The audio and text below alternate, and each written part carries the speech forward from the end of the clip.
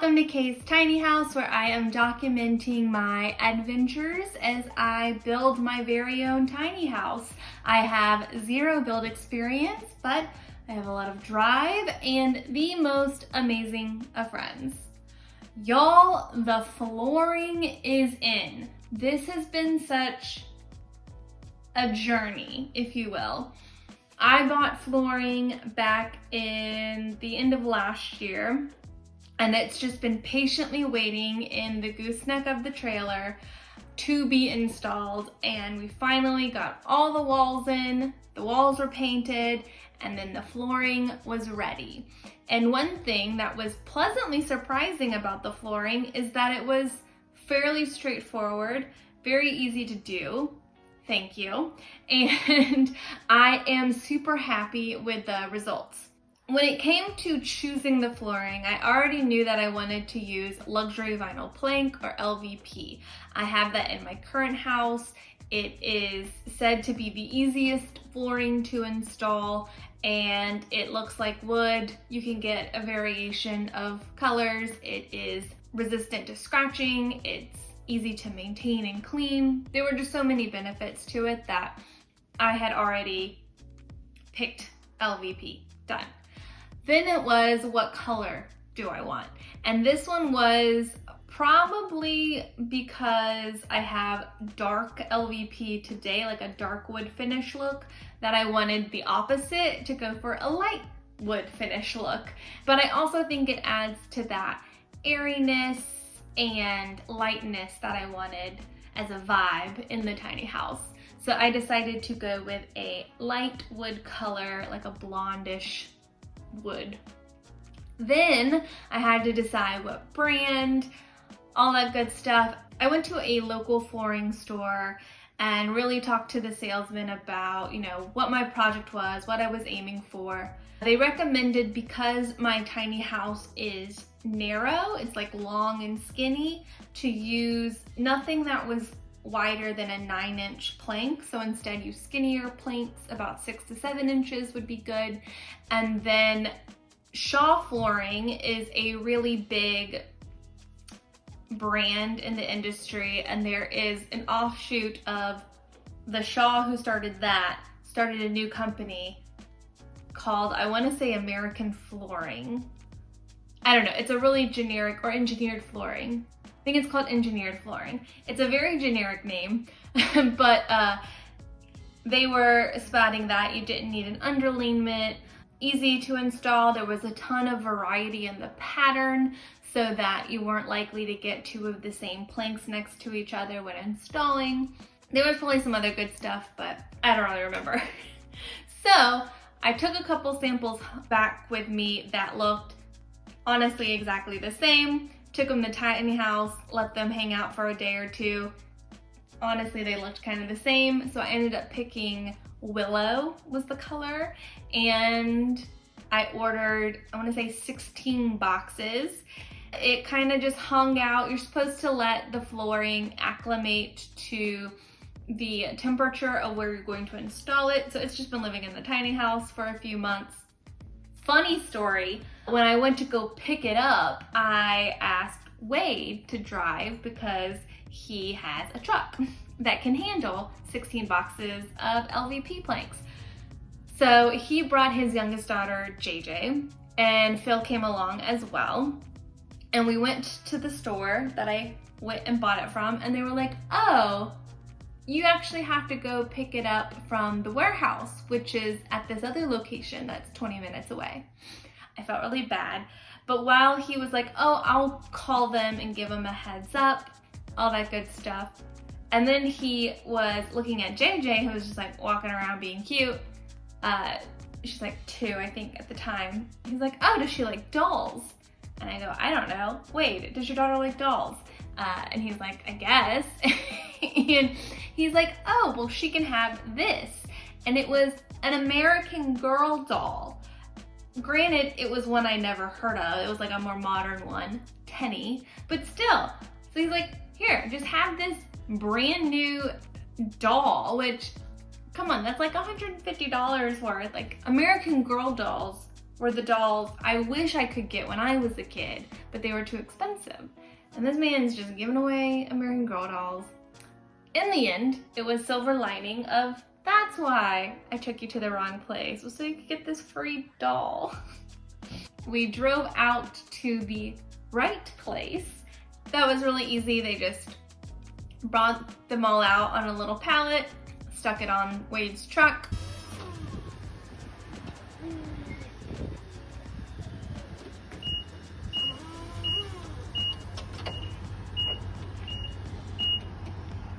We drove it back to the tiny house, hauled everything out, and yeah, there it lived for a few months. So that was back in December. Fast forward to March, after I had painted all the walls, it was time to put in the flooring.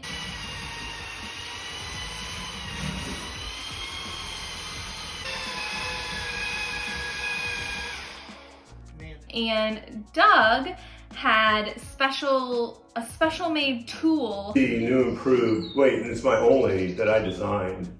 Phil thinks someone else makes one, but nobody does. But it's a tool to, when you need to like adjust this and you don't want to root, you can't get a hammer in there on the edge. You put that in there and you can hammer on this and scooch them together if you need to. Never been made before. That's right. Patented. Doug Norman. It's my own invention. Doug also had little metal spacers that we used to make sure we had enough, I call it breathing room, for the LVP on all sides so that they're not jammed up against the wall, because they're going to flex and expand and contract as the weather changes. So it needs that wiggle room so that it doesn't start buckling up over time. So we made sure that it had space around there. We started from inside the wheel well, which is technically the kitchen, and we kind of went straight and did a whole couple lines there, really got them even, and then we built outwards towards the other side.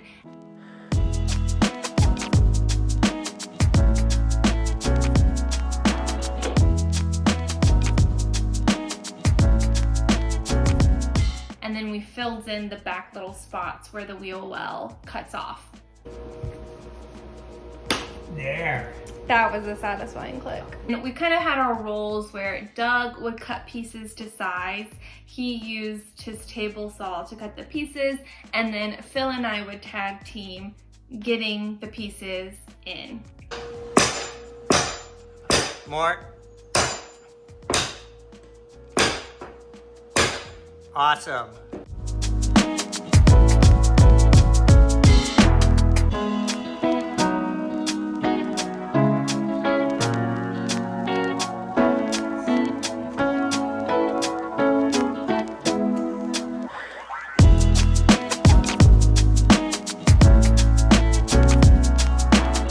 We did almost the entire first floor, but then I got hungry and so we stopped. So they were basic, like you just snap and lock them into place, but some were kind of tricky where you had to get the pressure just right so that the tongue would actually go into the groove and snap together. And you knew it was done right when it was just nice and flat. And sometimes it clicked and sometimes it didn't. So there was kind of a, just nudge it a little, nudge it right. But once I got the hang of it, it went fairly quickly. And then I went back the next day in the afternoon to work on a few pieces by myself, which was really hard because again, you needed weight on one end to really be able to snap them into place. So I was like using my foot and like trying to hold down one end and lock it in place and hammer in the other end, and it was just kind of a mess. I got some pieces down and I finished out the area in front of the bathroom, but it was just like, oh my gosh, that's way harder when you're just by yourself. So when I was doing the flooring by myself, I didn't really want to use the table saw, so I did the scoring snap it off method where you just take a razor blade and you cut it and then you snap it. And that seemed to work well. Granted, my edges were not as pretty as if I had used a table saw, which I didn't care too much about because that's gonna get covered by a baseboard. But just pro tip, if you don't frequently do that, your lines probably aren't gonna be straight. So just, you know, FYI. Before we could put the flooring on the top floor, I had to finish out the walls that were underneath the bed loft.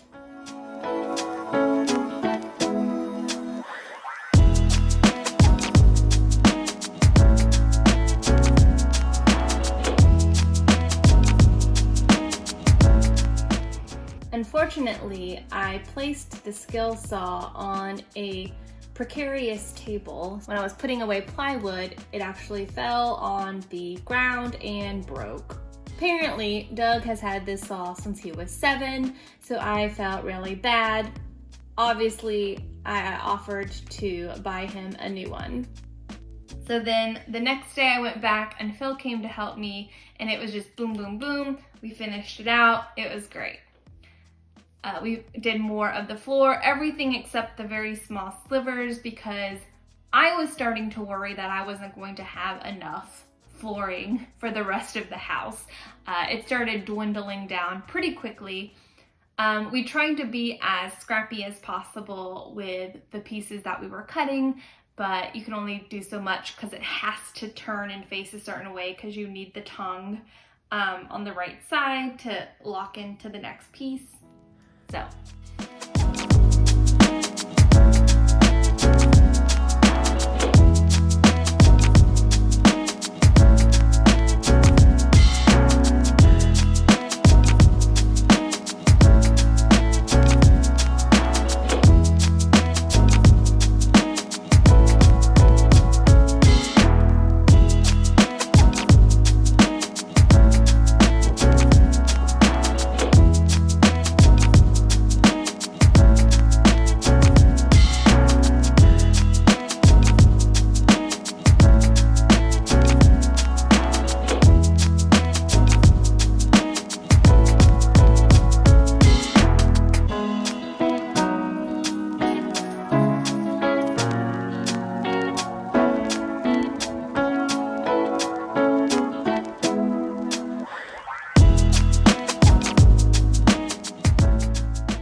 Then Doug and I used a weekend day to basically do the whole top floor, and that was super easy because it was basically 3 pieces, like obviously cut at some end, but 2 pieces, like 2 full-length pieces fit perfectly on the top floor. So that was our first, was just 2 full pieces. And then we were able to kind of stagger lengths from there. The only tricky parts were getting around the corners where the bed loft goes, and then there is the pipe that kind of sticks out for the washing machine drain. So those were a few tricky areas, but overall very fast. Once we finished the upper floor, before we could do the bed loft, we also needed to add those walls. And Doug showed me that he had welded back his skill saw together, of course. So we were gonna test it out, and it worked fine. So yay, second life to the skill saw. Very happy that it still works.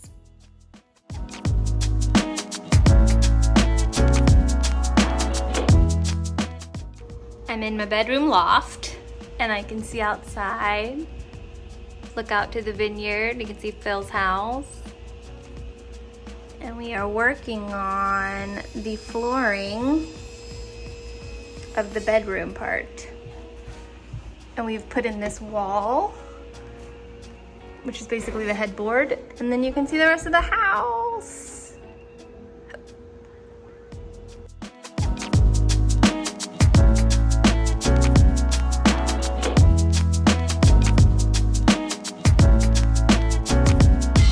And I ended up having more than enough, surprisingly. So I have 2 full boxes and a few planks extra.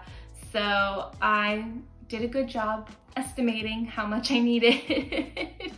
But now I have 2 boxes that I guess I'll keep just in case. So it just went in like nothing. So Doug and I were able to tackle that like nothing. We were also able to fill in the last little slivers that were left on the bottom floor. I had gotten some edge pieces like to round off like stairs or transition pieces for 2 different types of flooring. So one of the transition pieces I was able to use for the front door to the floor. So that was nice.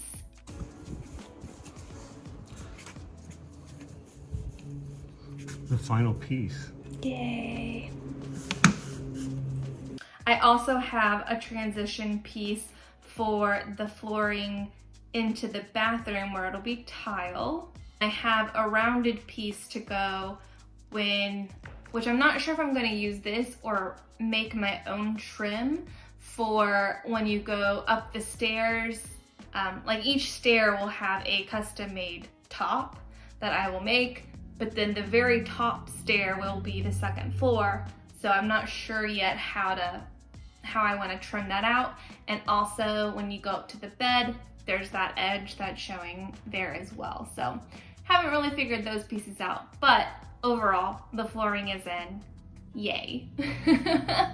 So now that the flooring was in, I didn't want to mess it up, so I immediately bought some construction paper and rolled that out on top of all the flooring, both to protect it from just walking in and out and tools and all that stuff, but also just, it's gonna be out in the sun all day. I don't want a lot of sun fading colors potentially and messing with it.